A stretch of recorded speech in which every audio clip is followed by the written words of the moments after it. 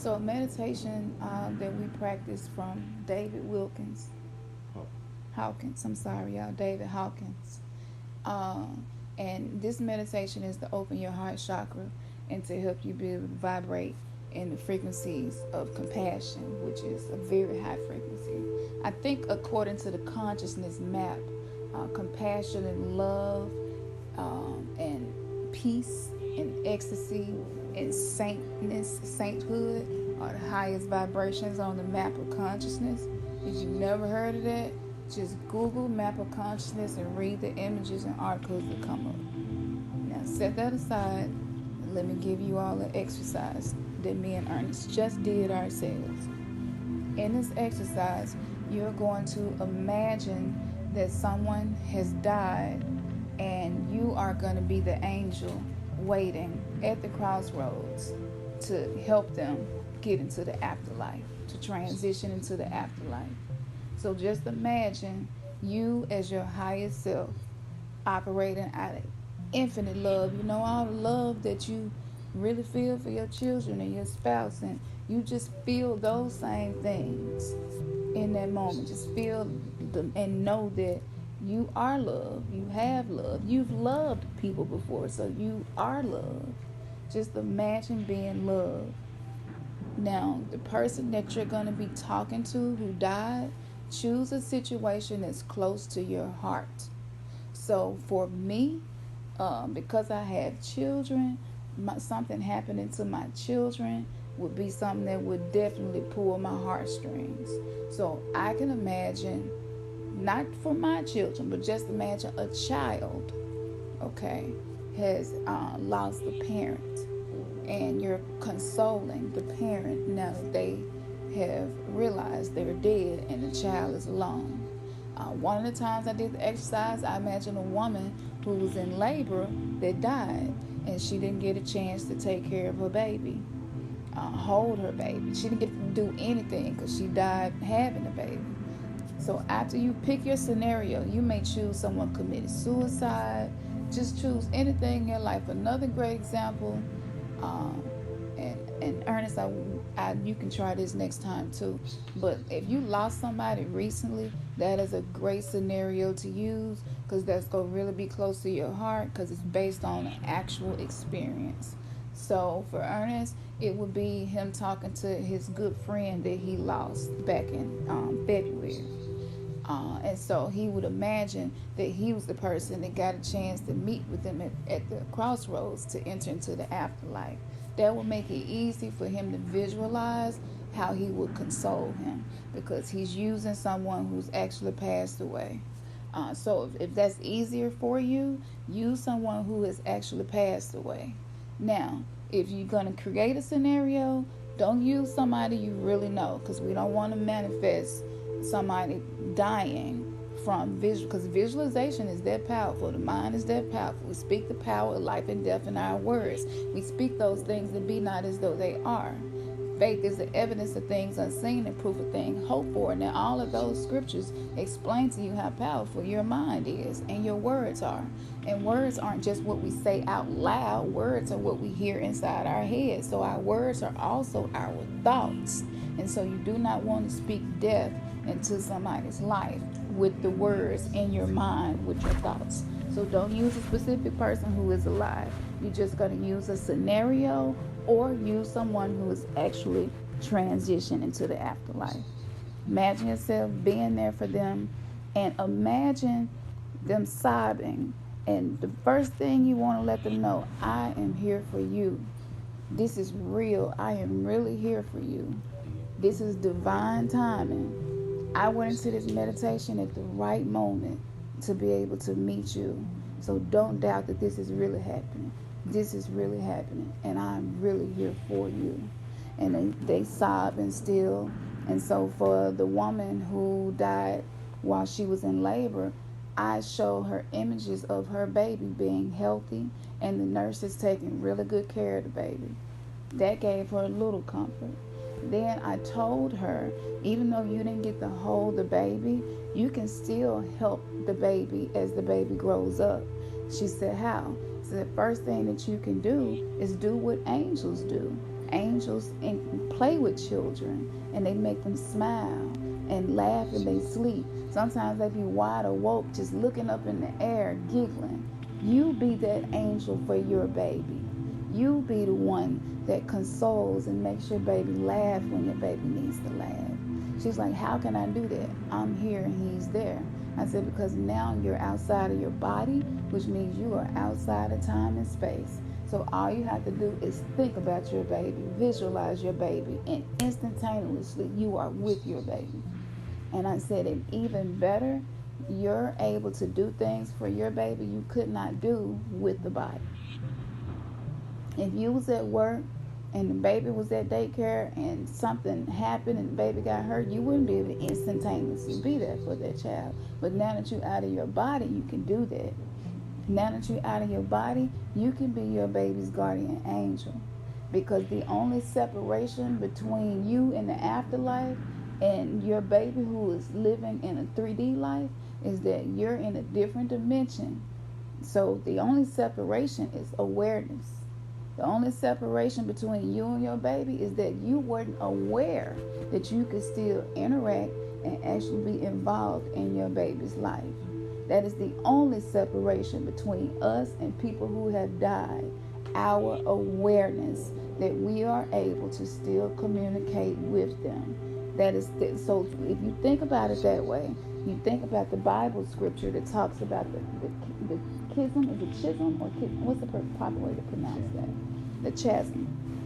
Okay, so it's just like the chasm, and how Jesus was able to go there, and he talked about the man who needed a drink of water.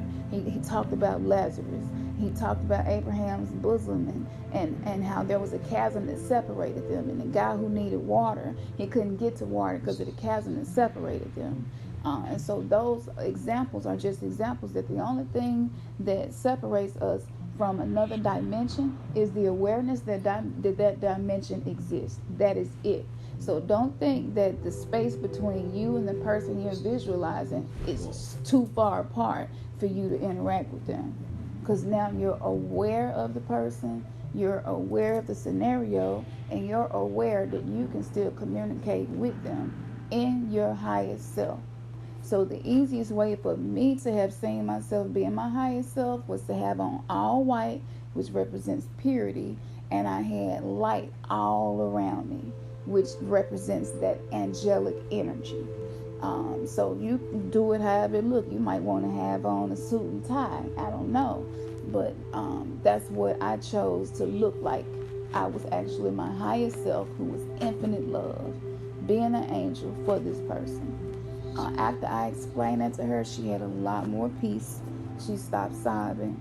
And after I reminded her that because your child is a baby and the soul is new to its body, it still has some of the etheric cord attached to the dimension outside of time and space, which is going to make it easier for you to interact with your baby. So that's the beautiful thing about it. And if you start interacting with your baby now, as your baby grows up and get older, and that etheric cord isn't there anymore because you have laid the foundation to have a relationship with your baby, then that baby is always going to feel your presence because you started early. You trained them early. Y'all, literally, I was just making this stuff up as I went. When you imagine you in this situation, hypothetically, you are literally allowing yourself to console somebody the way you actually would. So make up whatever you want to say to them that you feel would be consoling. If it was you in a situation, what would you want an angel to say to you? What would make you feel better? That's how you know what to say to the person. After you've done that, and after the person's countenance is beginning to change, and that's when you can let them know the afterlife is this life but in a different dimension, and that they are eternal. Their soul is eternal, which means that when the person who you left passes away, you can also meet them at the crossroads and to guide them into the afterlife the same way me and you are meeting right now. And once you do that, just visualize them receiving it in their heart what you have said, and going forward with whatever instructions you gave them. And just imagine that y'all just together rise up and just disappear. You just kind of want to rise up from where you're standing and just disappear back into source. So that is the meditation. I want to give you one more example because it was some lessons in doing this meditation that we received light codes about life after death. The other example that was used, I used the example of a man who accidentally committed suicide by taking too many pills. And his wife suffered with illness and depression. He helped with the children, and obviously he's concerned about her feeling like she drove him to that point. He didn't want her to feel that way, and he didn't write a suicide letter or anything like that. So the way I comforted him was telling him the same things I told to the mom who died while she was having her baby. I told him the same thing, but I also told him, since she's an adult and not a baby, she doesn't have that residual etheric cord, but that doesn't mean you cannot interact with her and be involved with her. You can meet her in her dreams. Every single night that she goes to sleep is an opportunity for y'all to literally have a date night, So whatever it was you wanted to say to her that you didn't say, if you wanted to tell her you loved her, if you wanted to apologize for something wrong you had did to her, that is the time to do it. And the beautiful thing about it, human beings have to sleep, which means eventually whenever she falls asleep, you can meet with her instantaneously. You can be there because you are now outside of time and space. That gave him a lot of peace. Then I said to him, even better, when you feel she needs comfort, do whatever you did in real life. And he said I used to rub her hair. I said, well, rub her hair. He was like, she's not going to be able to feel it. I'm here and she's there. I said, the only thing that separates the two of you is your consciousness of each other, your awareness of each other. Now that you are aware you can do this, you are able to do it. So he rubbed her hair. She felt it. Of course, she thought maybe it was the wind or maybe one of the kids that came in and she didn't hear them, and kind of startled her a little bit. And that made him a believer. Him seeing her respond to his touch made him believe what I was saying. And so once he did that, she was able to fall asleep. And I told him, now you can go and meet with her and say whatever you needed to say to her and let her know that you weren't drove to that point because of her was an accident. And I said, and another thing that I want to tell you is that I know you're concerned about her depression and you don't want her to commit suicide. I said, that's not going to happen. He said, how do you know that? I said, because of how you left, how you died. Because of the grief that she feels and what she sees her children experiencing as a result of that, is going to give her strength to heal her depression, to learn better ways to manage it. And it also taught her a lesson that I don't want to leave my children in grief. I don't want to leave my loved ones having to feel what I'm feeling right now. So she's not going to commit suicide. Your soul chose to transition this way to stop her from committing suicide. Because if this wouldn't have happened, she probably would have been the one who committed suicide due to her depression. And most likely it would have been intentional on her end. So I said to him, the way that you left here actually taught her that suicide is not the answer.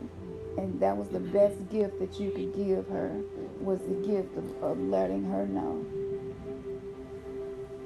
that you can get through this. And when I told him that him leaving like that taught her that lesson, and now she would resist when feelings of suicide or thoughts come up, she would resist those thoughts because she don't want to cause the same pain that she had to feel.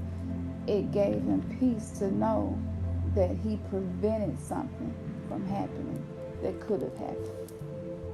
After that, I imagine us hug one last time and we both disperse back into source as the energy, infinite energy that we are.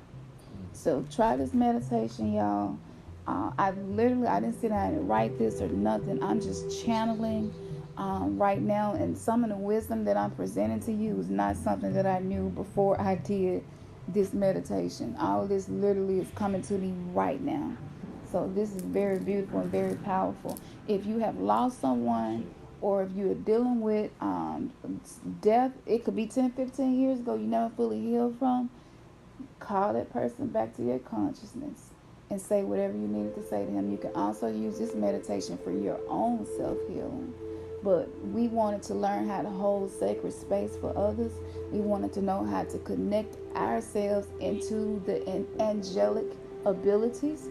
And so that's why we did this. But this is also a good practice to use to deal with grief as well. All right, so this is Campson and Ernest. We're Remnants Gathering, and we hope you all enjoy this exercise. Don't forget to comment. Let us know, what did you visualize and what did you say to them? How did it turn out? And it's important because this is also going to allow you to see how much knowledge is in your DNA, and your higher self has access to all of this. And so by doing this exercise, it gives your higher self the opportunity to show you what it can do. So comment and let us know. It's really important that you do that. When you make a big deal about these things, you gain more momentum in these areas. So it is a big deal that y'all comment. And yeah, so let us know if you would like to contact us for bookings, interviews, readings, questions, resources, maybe things we've mentioned in the videos, crystals, um, whatever you can think of, topics for the next show. Drop it below. Yeah, yes. or shoot it to us, especially at remnantsgathering@gmail.com. And don't forget to check out our blog spot, remnantsgathering.blogspot.com. And you'll see a lot of the things that were happening as we were transitioning from religion to spirituality. So, yes. So we are holding virtual hands with you all. Yes. Infinitely. We are being the bridge from 3D to higher levels of dimensions and consciousness. And as we always say, your third eye has just been kissed. Peace.